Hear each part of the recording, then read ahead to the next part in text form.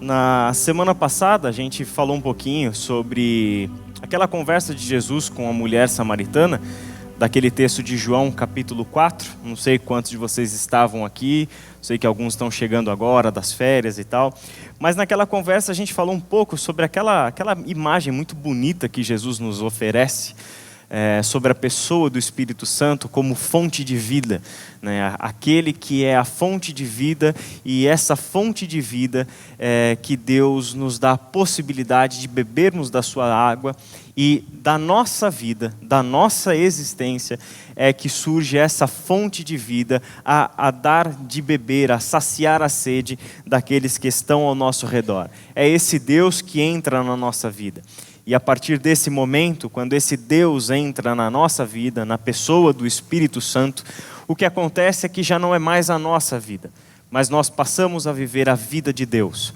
E na nossa linguagem, dentro do Novo Testamento, na nossa linguagem cristã, nós costumamos chamar esse evento marcante na vida de uma pessoa, possível e disponível a todas as pessoas, como o dia do novo nascimento. O nosso novo nascimento, quando recebemos de Deus uma nova vida. Então, pensando na continuação daquela mensagem da semana passada, hoje eu quero conversar com vocês sobre essa nova vida e sobre a esperança, com base no texto da carta de Paulo a Tito, no capítulo 3, do versículo 3 até o versículo 7. Tito, capítulo 3, verso 3 até 7, nós lemos o seguinte: Houve tempo em que nós também éramos insensatos e desobedientes. Vivíamos enganados e escravizados por toda espécie de paixões e de prazeres. Vivíamos na maldade e na inveja, sendo detestáveis e odiando uns aos outros. Mas quando da parte de Deus, nosso Salvador, se manifestaram a bondade e o amor pelos homens, não por causa de atos de justiça por nós praticados, mas devido à sua misericórdia, Ele nos salvou pelo lavar regenerador e renovador do Espírito Santo, quando que Ele derramou sobre nós generosamente por meio de Jesus Cristo, o nosso Salvador. Ele o fez, a fim de que, justificados por sua graça, nos tornemos seus herdeiros, tendo a esperança da vida eterna. Vamos orar? Pai querido, muito obrigado pela Tua palavra. Obrigado porque nela nós encontramos a vida, Senhor, que foi trazida a nós de uma forma gratuita na Tua misericórdia, na Tua graça. Essa vida que nos foi concedida, Pai, e que nós temos tido a oportunidade de, na nossa caminhada com Cristo, descobrirmos a cada dia de que se trata essa vida, de como podemos experimentar cada vez mais dessa vida abundante que o Senhor vem trazer para nós. Nos ajuda, Pai, para que esta seja uma manhã onde a gente consiga construir um pouco mais sobre o nosso entendimento e sobre a nossa experiência da nova vida que o Senhor trouxe para nós. Ilumina, Senhor, o nosso coração, que o Teu Santo Espírito faça a sua obra, em nome de Jesus. Amém. Quando eu penso nesse texto, então, que é um texto muito belo, muito completo. Aliás, a carta de Paulo a Tito é uma carta extremamente concisa, mas muito profunda em todos os aspectos da nossa salvação, em todos os aspectos daquilo que Jesus Cristo veio fazer por nós. E quando olhamos especificamente para esse texto, eu gosto de pensar em alguns olhares, algumas visões que a gente pode ter sobre a nossa própria vida. Momentos da nossa história, começando com um olhar para o passado. O texto diz, logo no começo, que nós vivíamos uma vida de engano e de escravidão. Esse era o olhar para o nosso passado. Houve tempo em que nós também éramos insensatos e desobedientes, vivíamos, de que forma? Enganados e escravizados por toda espécie de paixões e de prazeres. A nossa vida, um dia, lá atrás, houve um tempo em que a nossa vida era na maldade e na inveja, sendo detestáveis e odiando uns aos outros.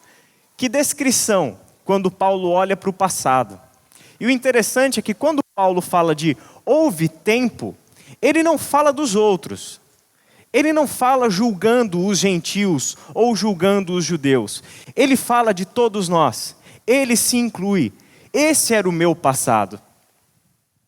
Mas quando a gente olha para a vida do apóstolo Paulo, que está escrevendo essas palavras e se inclui como um desses, que no passado era desobediente, era insensato, vivia no engano, na mentira, era alguém detestável, odiava os outros.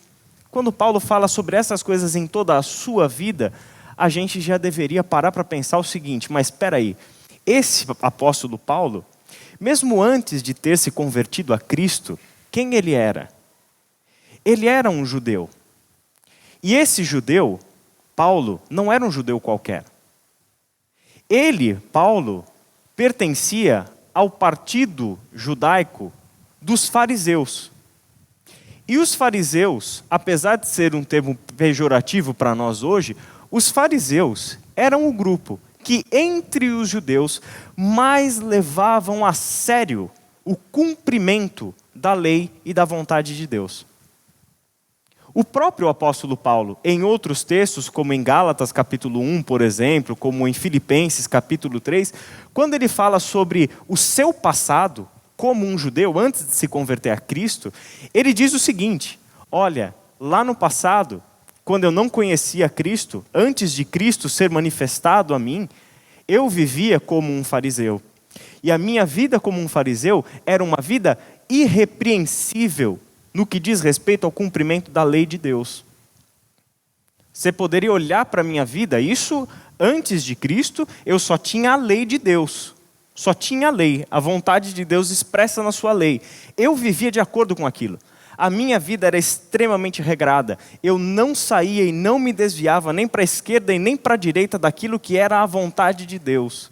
Mas, esse mesmo Paulo aqui se inclui entre pessoas que eram insensatas, desobedientes, que vivia enganado e escravizado. Um apóstolo Paulo que se diz aqui que lá no passado ele estava vendido para suas paixões e para os seus prazeres, vivia na maldade e era detestável, odiando as pessoas. A sua vida era uma vida de ódio. Essa é a primeira lição, talvez, que esse texto nos mostre. Uma vida religiosa, uma vida sob o nosso controle, onde nós achamos que estamos fazendo tudo certinho, onde nós olhamos para a nossa vida e falamos: eu não entendo o que esses pastores pregam, porque eu não faço nada de errado. A minha vida está toda certa. Eu não erro com ninguém, eu não falho com ninguém. A minha vida está toda certinha. Eu não entendo que eles tanto falam sobre santificação, sobre Ele nos perdoar constantemente do nosso pecado. Eu não entendo isso, porque eu nem peco. Quando nós achamos que fazemos tudo certinho e que a nossa vida vai tudo bem, porque as nossas ações são controláveis, porque as nossas ações estão dentro de um padrão que se espera do crente dentro da igreja e da sociedade, então quando nós nos encaixamos nesse perfil, está tudo certo comigo, a quem nos assemelhamos? A esse apóstolo Paulo, que quando olhava para a sua vida dentro do judaísmo, que dizia: eu era irrepreensível, não fazia nada de errado, mas alguma coisa aconteceu. Alguma coisa aconteceu para que Paulo mudasse a visão que ele tinha de si mesmo. Ele começou a perceber que no meio de todas essas coisas que ele dizia ser irrepreensível, na verdade, o que ele estava? Ele estava enganado e vivia escravizado a alguma coisa. Havia um engano que dirigia a sua vida. Essas mesmas palavras do apóstolo Paulo em Tito, ele fala mais ou menos a mesma coisa e agrava um pouquinho essa nossa situação quando olhamos para o passado. Lá na carta aos Efésios, no capítulo 1, versos 1 e 2, onde ele diz o seguinte: vocês estavam mortos em suas transgressões e pecados, nos quais costumavam viver quando seguiam a presente ordem deste mundo e o príncipe do poder do ar, o espírito que agora está atuando nos que vivem na desobediência. Aqui especificamente, nessa carta, diferente da de Tito, ele se dirige a um público que não é o dele. Ele se dirige especificamente aos gentios. E ao falar para os gentios, aí é que ele não se inclui. Mas é exatamente a mesma coisa. É como ele dissesse e assumisse o seguinte: olha, houve um tempo em que estávamos mortos nas nossas transgressões e nos nossos pecados, nos quais nós costumávamos viver. Essa era a nossa vida. O olhar para o nosso passado é esse. A nossa condição é uma condição de morte. A nossa vida é uma vida na morte e para a morte, que vai terminar em morte. Essa é a nossa condição lá no passado. E uma outra palavra, para citar um outro apóstolo, que é Pedro, ele nos diz o seguinte na primeira carta, capítulo 1, versículo 18. Pois vocês sabem que não foi por meio de coisas perecíveis, como prata ou ouro, que vocês foram redimidos da sua maneira vazia de viver, transmitida por seus antepassados. Vivíamos enganados e escravizados, estávamos mortos nas nossas transgressões e no nosso pecado. E nosso olhar para o passado, o que revela para nós é que anteriormente nós vivíamos de maneira vazia. A nossa vida era vazia, era uma vida sem sentido. Mas daí surge a pergunta: como é que a gente vai saber que estamos vivendo uma vida vazia se a vida que temos é a única vida que a gente conhece? Como é que uma pessoa vai saber que a sua vida é uma vida vazia e sem sentido, se dentro da realidade dela, aquilo faz todo sentido? Como é que a pessoa vai saber que ela está vivendo em um estado de morte, que a sua vida é na morte e para a morte, se ela nunca ouviu falar de outra vida? Se ela não conhece outra vida? Como é que uma pessoa vai querer sair, ou desejar sair de essa subvida, ou de uma vida de morte, uma vida de engano, ou de escravidão? Como é que uma pessoa vai almejar se libertar da escravidão se ela nunca ouviu falar de liberdade? Nós não temos como. Nós não temos como. Por isso é que a vida de morte é comum. A vida de morte é o curso natural, como Paulo fala lá em Efésios, capítulo 2. Essa vida de morte, essa vida no pecado, nas transgressões, esse é o curso natural. Até que chega alguém na nossa história e faz uma intervenção. E ao fazer essa intervenção, o que ele revela? Ele revela para nós a verdadeira vida. Significa que nós não conseguimos enxergar essa liberdade porque estamos escravizados e nunca ouvimos falar em liberdade. Não conseguimos enxergar a verdade porque a nossa realidade é só de engano. Nós não conseguimos almejar uma verdade, porque para nós, na nossa antiga vida, o engano é a verdade. Nós não conseguimos almejar vida, porque só conhecemos morte, nunca vimos vida. E a maneira do apóstolo Paulo falar sobre essa experiência na vida dele, isso é um trecho rapidinho que eu vou ler para vocês em Atos, capítulo 26, um dos momentos onde o livro de Atos nos fala sobre a conversão dele. E aí ele está repetindo a sua experiência de conversão e a sua conversa com Jesus. Então Paulo perguntou: quem és tu, Senhor? Respondeu o Senhor: sou Jesus, a quem você está perseguindo. Agora levante-se, fique em pé. Eu lhe apareci para constituí-lo servo e testemunha do que você viu a meu respeito e do que lhe mostrarei. Eu o livrarei do seu próprio povo e dos gentios, aos quais eu envio, para abrir-lhes os olhos e convertê-los das trevas para a luz e do poder de Satanás para Deus, a fim de que recebam o perdão dos pecados e a herança entre os que são santificados pela fé em mim. Essas palavras de Jesus, o que acontece? O que acontece? Como é que Jesus nos faz enxergar que existe liberdade e que a escravidão não precisa ser a nossa existência? Que existe a verdade, que é Ele próprio, e que nós não precisamos mais viver no engano? Como é que Jesus faz para nos fazer ver que existe vida e que nós não precisamos mais viver na morte e para a morte? O evento é o evento de abrir os olhos. Ele abre os nossos olhos. Ele nos mostra, Ele nos faz ver o que antes não era possível enxergar. Ele nos faz ver que este mundo é um mundo de morte, mas há vida. Esse mundo é um mundo de engano, mas a verdade de Deus está entre nós. Esse mundo é um mundo escravizador, mas há liberdade. Ele abre os nossos olhos para enxergarmos algo que antes nós não podíamos ver. Eu me lembro, por exemplo, do povo de Israel dentro do Egito, já escravizado por 400 anos. Se tem uma coisa que 400 anos de escravidão tira de qualquer povo, é a possibilidade de haver liberdade, de haver uma vida que não seja a vida escravizada.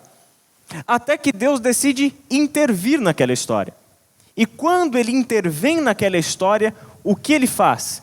Ele vai mostrar para aquele povo que existe outra vida, que existe liberdade, que Ele tem promessas para nós, que Ele vai nos conduzir para fora da morte e nos chamar para a vida, que Ele vai nos tirar da escravidão e nos colocar em uma vida de liberdade.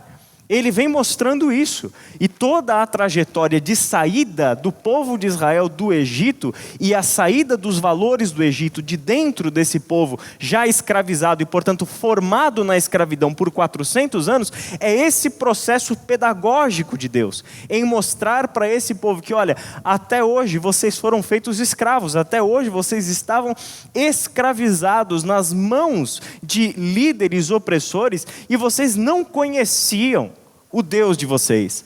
Vocês não conheciam a liberdade, vocês não conheciam a vida que eu quero proporcionar para vocês. Por isso eu tiro vocês da terra da escravidão para o seu oposto, para a terra de onde manam leite e mel. Eu tiro vocês da escravidão para o seu oposto. Ele abre os nossos olhos e nos permite enxergar uma vida que depois de olharmos para aquela vida, quando olhamos de volta para a nossa, o que a gente descobre? Isso não é vida. Isso não é vida. Ele faz a gente olhar para uma liberdade. E quando a gente volta a olhar para a nossa liberdade, que na verdade não é liberdade, o que a gente descobre? Isso aqui é escravidão. Isso aqui é engano. Essa realidade é uma realidade que me prende, que me aprisiona e me impede de enxergar aquilo que Deus quer trazer para nós. Por isso, ao abrir os nossos olhos, a gente consegue olhar para a obra de Jesus Cristo. Mas quando da parte de Deus, nosso Salvador, se manifestaram a bondade e o amor pelos homens, não por causa de atos de justiça por nós praticados, mas devido à sua misericórdia, Ele nos salvou pelo lavar regenerador e renovador do Espírito Santo que Ele derramou sobre nós generosamente, por meio de Jesus Cristo, o nosso Salvador. Quando nós olhamos então para o nosso passado, agora nós podemos enxergar que existe algo entre nós e esse nosso passado. E esse algo que está entre nós e o nosso passado é a obra de Jesus Cristo. E Paulo começa falando sobre a manifestação da bondade e do amor desse Deus. Primeiro é que ele diz, presta atenção nisso, ele diz que é da parte de Deus. É da parte de Deus. E quem é Deus aqui? Deus é o nosso Salvador. Significa que isso tudo partiu da vontade de Deus, não da nossa. Por quê? Não podíamos enxergar a nossa condição. Não fazíamos a mínima ideia de quem éramos, de como estávamos vivendo. Não sabíamos. Mas da parte de Deus surgiu essa iniciativa de intervir na nossa história e de nos mostrar a sua bondade e o seu amor. É dessa vontade de Deus que parte então a possibilidade de pessoas enganadas virem para a verdade, de pessoas escravizadas encontrarem a liberdade, de pessoas perdidas e mortas encontrarem a salvação e encontrarem a vida. Uma visão que é muito equivocada sobre Deus, mas que infelizmente perdura no meio cristão e no discurso cristão, é que Deus está nesse mundo em uma missão para punir pecadores. E essa é uma visão equivocada de Deus, de que a missão de Deus nesse mundo é punir pecadores. Porque essa visão é equivocada, é que ela constrói o moralismo cristão, onde só conseguimos enxergar questões de certo e de errado na vida das pessoas. Só conseguimos saber apontar, isso é pecado, isso não é pecado, isso é pecado, isso não é pecado, e a nossa vida cristã passa a se tornar o quê? Uma vida de abstinência de todas as coisas. Mas aqui existe um problema muito grave, que C.S. Lewis aponta em um livreto dele, muito legal, se você puder ler, chamado Peso de Glória, onde ele fala que se você perguntasse lá no passado, para esses primeiros cristãos, como Paulo que escreveu essas coisas para nós, qual é a maior virtude? Ele vai dizer, a maior virtude é o amor. Mas se você falar para os cristãos modernos, moralistas que são, a maior virtude é a abstinência. É o deixar de fazer as coisas. Enquanto os primeiros cristãos, seguindo Jesus, dizem o seguinte, a maior virtude não é deixar de fazer as coisas. A maior virtude é fazer no mundo aquilo que Jesus Cristo fez. É amar. É amar. Essa é a maior virtude. É uma virtude que me coloca a uma ação positiva em direção ao meu próximo. E não uma ação negativa em relação a mim mesmo, achando que se eu me abster de todas as coisas, então ganhei meus pontos com Deus. Essa é a visão de voltarmos a ser como Paulo, antes da conversão a Cristo Jesus. Porque o Deus que Jesus Cristo revela para nós, o Deus que Jesus Cristo traz para nós a este mundo de forma concreta, de forma palpável, é um Deus que está nesse mundo em missão para salvar quem está perdido, para conceder vida para quem está morto, para abrir os olhos daqueles que estão vivendo na morte, no engano e na escravidão. O Deus que Jesus Cristo apresenta para nós não é o Deus que vem punir o pecador, mas o Deus que vem para este mundo para destruir o pecado que nos escraviza. São coisas completamente diferentes. Deus não tem nada contra você. Deus tem um problema sério com o pecado, mas não contra você. Você Ele ama tanto que deu o filho dele para morrer na cruz para vir em resgate de você. Ele ama tanto que ele fez o que fez para vir a esse mundo reconciliar você com ele. Ele não tem problema com você. Inclusive, ele está em missão neste mundo para resolver o seu real problema. O texto continua dizendo que se manifestaram a bondade e o amor pelos homens, não por causa de atos de justiça por nós praticados, mas devido a quê? Devido à sua misericórdia. O amor e a bondade de Deus não são resposta de Deus às nossas virtudes, às nossas qualidades. Em outras palavras, Deus não é bom com quem é bom. Deus não é misericordioso somente com quem é misericordioso.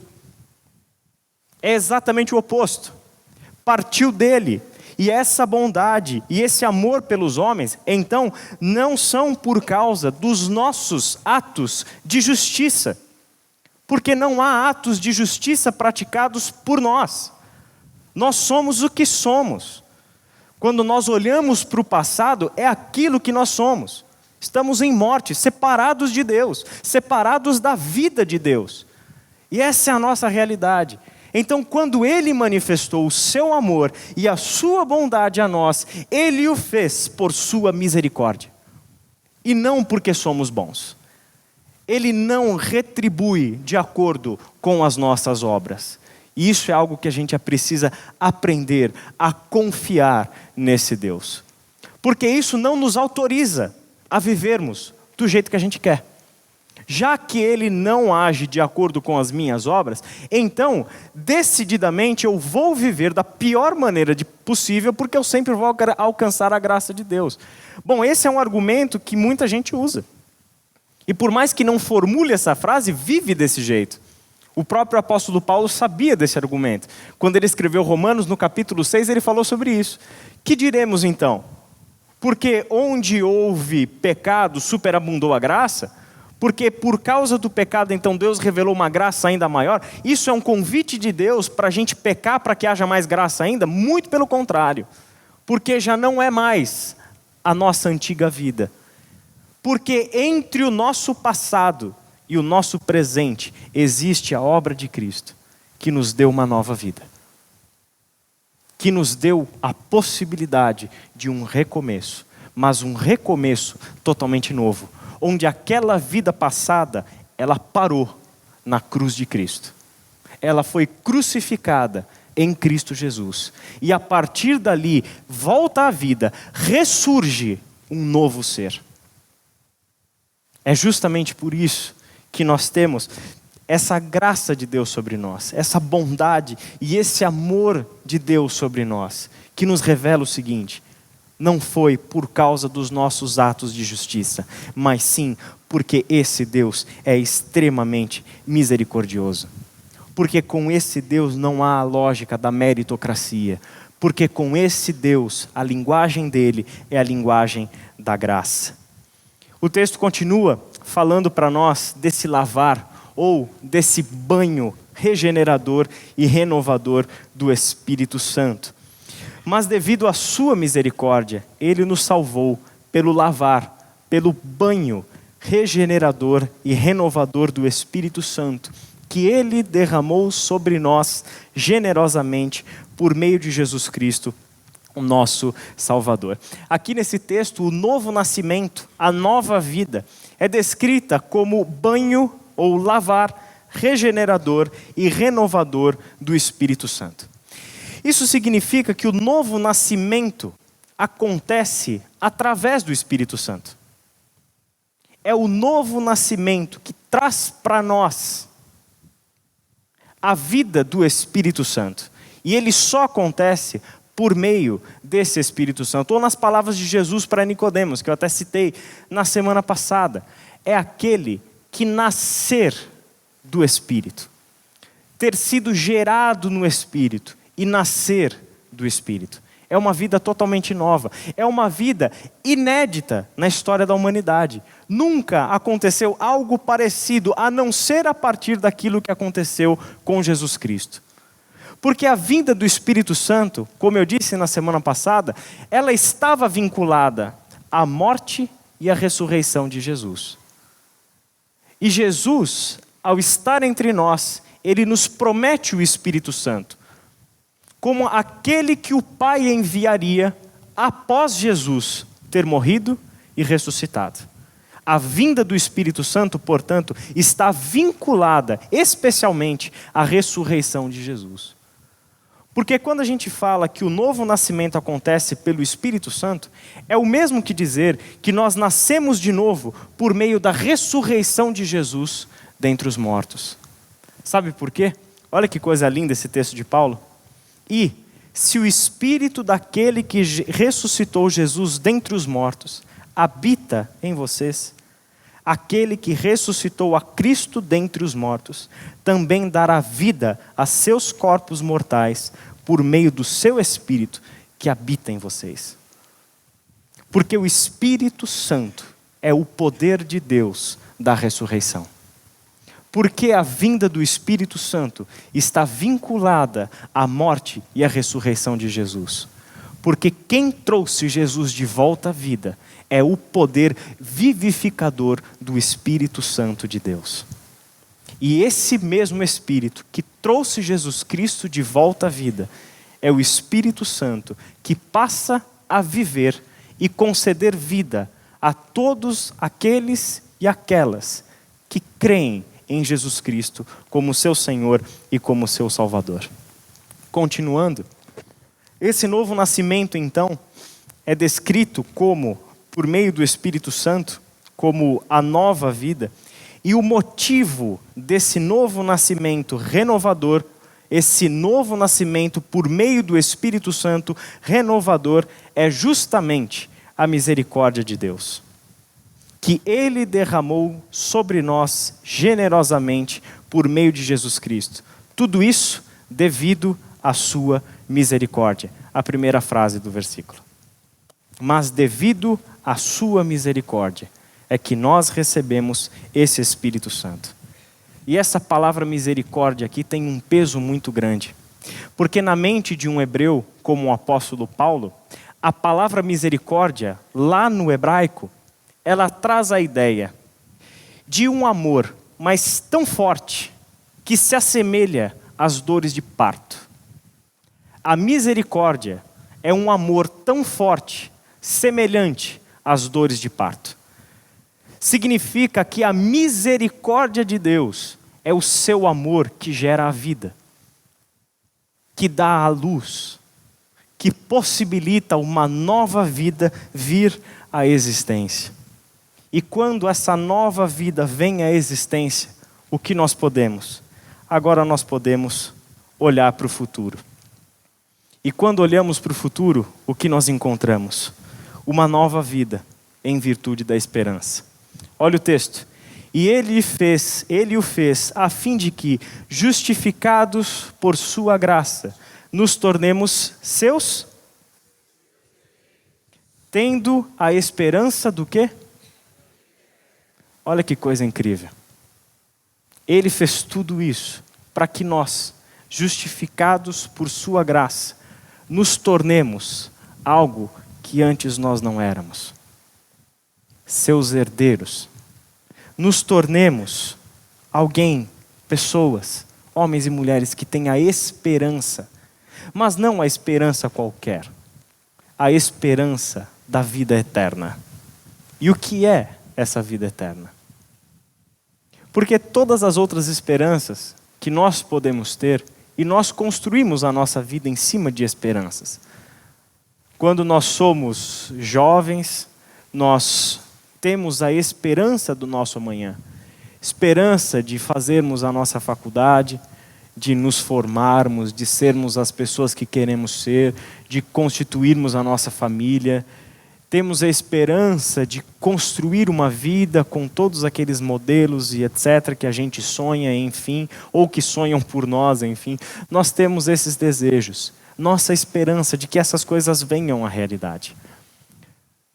Mas nenhuma dessas esperanças se comparam à esperança que Deus nos deu por meio de Jesus Cristo. A esperança que Ele já colocou dentro de você, porque essa esperança é o próprio Espírito Santo de Deus que está dentro de você. A carta aos Efésios, no capítulo 1, Paulo fala sobre isso. Que esse Espírito Santo que está dentro de nós é a garantia da nossa herança. É a garantia de que um dia receberemos a nossa herança. Então, vamos recapitular e começar a encerrar. Quando olhamos para o passado, o que nós enxergamos? Que nós vivíamos enganados e escravizados. Mortos. E mortos aqui, o que significa? Que nós vivíamos separados da vida de Deus por causa do pecado. E isso significa que nós vivíamos uma vida sem sentido. Que a nossa vida, na verdade, já não tinha sentido nenhum. Mas a gente sabia disso, a gente não sabia disso. Porque aquela vida sem sentido para nós fazia todo o sentido. Até que apareceu Jesus na história e me mostrou o que de fato é a vida. Percebe? Quando Ele me mostrou o que é a vida, aí é que eu descobri que quando eu olho para a minha vida, isso que eu estou vivendo não tem sentido nenhum. Só um exemplo. Uma vida sem sentido. Uma vida voltada para você mesmo. Uma vida onde são os seus sonhos que importam. Onde são as suas vontades que importam. Uma vida onde você quer controlar tudo e todos ao seu redor. Uma vida onde você espera que todo mundo ame você e que você espera ser correspondido pelo seu amor. Uma vida onde somente você é o que verdadeiramente importa. E quando alguma coisa acontece ao seu redor que não está de acordo com a sua vontade, ou seja, que não está de acordo com a sua visão e projeto para a sua própria vida, o que acontece? Você se desespera. Você protesta. Essa é a vida vazia. Esse é o jeito vazio de se viver. Porque quando Jesus se manifesta, o que Ele mostra para nós? Que a vida não é voltada para si mesmo. Que a vida de Deus É a vida do Filho de Deus que esteve entre nós e deu a sua vida no nosso lugar. É a vida de quem vem para esse mundo não para ser servido, mas para servir e dar a sua vida em resgate por muitos. Ele vem mostrar que uma vida centrada em você é uma vida vazia e sem sentido. Quando ele mostra isso? Quando ele vive entre nós e nos mostra o que de fato é viver, o que de fato é desfrutar a vida de Deus, uma vida de serviço ao próximo. Mas esse é só um exemplo. Quando nós olhamos então para a obra de Cristo, o que a gente descobre? Que nós fomos ali, alcançados pela bondade e pelo amor de Deus. Por misericórdia, nós recebemos uma nova vida. E essa nova vida, em contraste com antes, que estávamos separados da vida de Deus, essa nova vida é a vida do próprio Deus que veio viver em nós. Para pensar isso. A vida do Cristo ressurreto é a vida que você tem. O poder da ressurreição é o poder que atua em você. É o poder do amor criativo de Deus, que está o tempo todo na sua vida pessoal, fazendo novas todas as coisas. O único problema é que nós nos esquecemos disso. O único problema é que a gente tem outras preocupações e que a gente está querendo outras coisas de Deus e que Ele nunca prometeu. E tudo isso da vida religiosa, que não consegue enxergar isso, que não consegue enxergar a grandiosidade do Espírito Santo de Deus, o poder da ressurreição que vive em nós e que não é capaz de desfrutar da paz e da alegria de ter o Espírito vivificador de Deus vivendo em nós, é porque ainda estamos presos a uma vida de engano, é porque ainda estamos escravizados, ou as sequelas dessa escravidão ainda estão atuando em nós. O conhecimento dessa graça e deste Evangelho é o que pode de fato nos libertar. Esse Espírito Santo, que é o poder da ressurreição, habita naqueles que creem em Jesus Cristo como seu Senhor e como seu Salvador. Por isso, olhamos para o futuro e o que nós vemos? Vemos que fomos justificados pela graça. Vemos que agora somos filhos de Deus, somos herdeiros. Sabe o que isso significa? É que nós podemos olhar agora para o nosso futuro e não nos vermos mais como inimigos de Deus, como pecadores. Não enxergamos no nosso futuro a culpa que nos domina. Não enxergamos no nosso futuro a condenação de Deus. Mas o que enxergamos no nosso futuro? Que esse Deus nos constituiu seus herdeiros. E somos, na linguagem de Paulo para os romanos, herdeiros de Deus e co-herdeiros com Cristo. Olha o que somos. Quando olhamos para o futuro, agora o que vemos, não mais o que víamos no nosso passado. Mas quando olhamos para o nosso futuro, descobrimos que somos filhos aceitos na casa do Pai. E não apenas aceitos como tolerados, mas aceitos e transformados em filhos legítimos e herdeiros de tudo aquilo que Deus possui. Compara isso tudo. Compara isso tudo. Meu pai não tem herança nenhuma para me deixar. Verdade é essa. E não tem problema. Herança que eu digo material, financeira. Talvez você também não tenha nenhuma herança para receber um dia. Mas talvez entre nós existem pessoas que têm muita herança para receber o que já receberam. Que são riquezas, são bens que os seus pais acumularam em vida. Muito bem. Agora compara a riqueza que Deus possui. Deus é o Criador do universo. Deus é aquele que tem todas as coisas sob o seu poder e sob o seu domínio. Ele é o dono de todas as coisas. E Ele fez você herdeiro de tudo isso. Ele deu para você o desfrutar eternamente dessa herança. O desfrutar do universo como Ele mesmo desfruta. Você já imaginou isso? Você já imaginou esse Deus que o tempo todo enxerga tudo que existe de mais belo nesse universo? Nesse período de férias, às vezes a gente viaja, vai para alguns lugares e vê uma praia bonita, um lindo pôr do sol, uma região de montanha, enfim. A gente vê aquela beleza da natureza e a gente contempla e o nosso coração se enche de alegria. Não é verdade? Você já teve uma experiência dessa? Não teve? É gostoso, não é? Agora imagina Deus, que vê todas essas coisas o tempo todo e em todos os lugares. Nós contemplamos a onda quebrando na praia e achamos aquilo maravilhoso. Deus contempla o nascimento de novas estrelas, constelações e galáxias o tempo todo. Você já imaginou você desfrutar disso tudo? Que Deus desfruta? Tem alguma coisa nessa vida que se compare a isso? Tem alguma coisa? Essa é a beleza daquilo que nos aguarda. Esse Deus, por sua misericórdia, nos fez filhos, nos fez herdeiros. Ele nos deu a esperança dessa vida eterna. E quando desfrutamos essa vida eterna? Quando nós fazemos aquilo que a gente fez hoje. Nos lembramos do nosso passado.